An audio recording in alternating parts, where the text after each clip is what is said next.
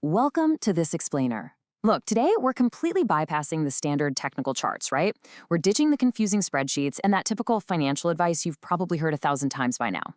Instead, we are going to directly diagnose those deep-seated psychological scripts that are actively preventing your financial freedom. We're diving into the psychology of wealth. Specifically, why the money traps formed way back in your childhood are literally the invisible barriers stunting your financial growth today. I want you to consider this really fundamental truth. You probably think your bank balance is a reflection of your hard work, right? But it's actually a reflection of your childhood. Seriously, your parents' hidden fears about money have become your invisible ceiling. They're silently sabotaging every investment and promotion you get. Listen to me on this one. Your current financial ceiling, it's an inherited glitch. It is absolutely not a personal failing. But if you don't audit these subconscious scripts right now, you will never be truly free.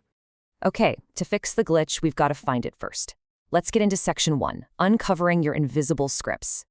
Think back to when you were, say, 7 years old. The passing comments, the hushed arguments, maybe those subtle anxieties you overheard at the dinner table. Well, those didn't just disappear. No way. They hardwired the exact financial ceiling you keep hitting today.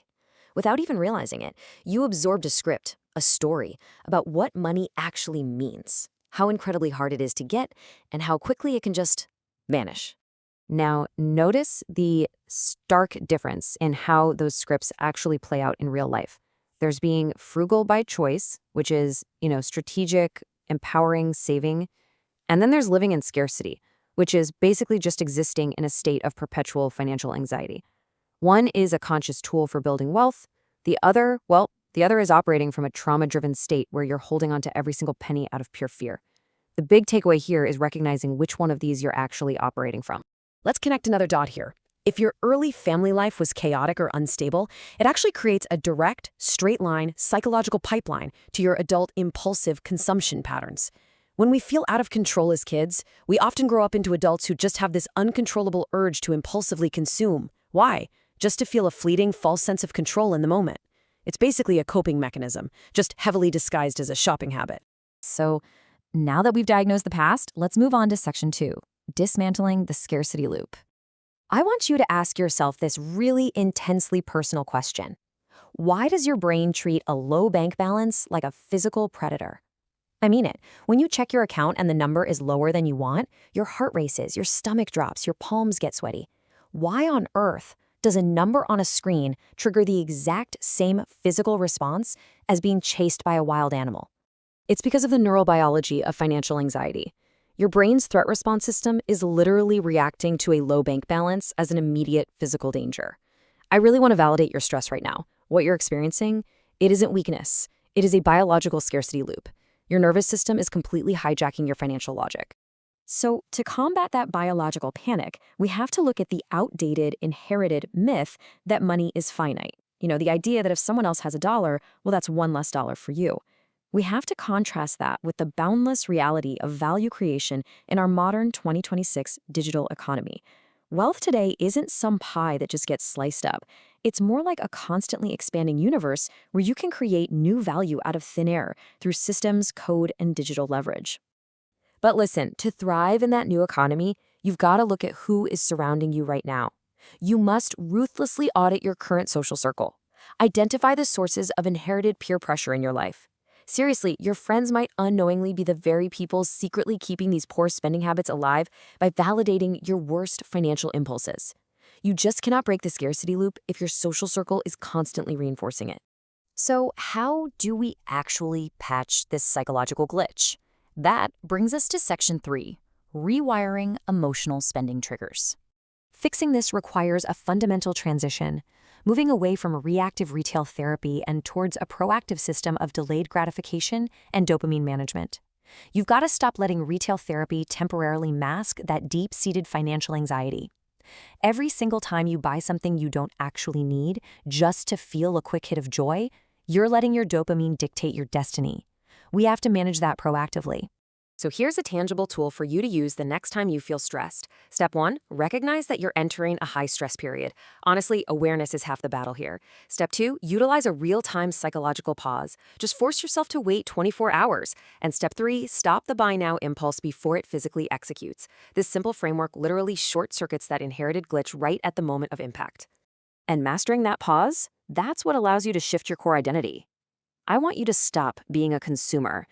Someone who just works for money only to immediately trade it for depreciating goods. Instead, you need to step into the role of the architect, someone who builds financial systems. Architects don't chase paychecks. They construct entirely new environments where their money works for them. This identity shift leads us directly into Section 4, building a wealth foundation. To pull this off, we have to move way beyond basic, restrictive budgeting. Budgeting based purely on willpower eventually fails because, let's face it, willpower is finite. Instead, the top earners implement high-yield automated systems.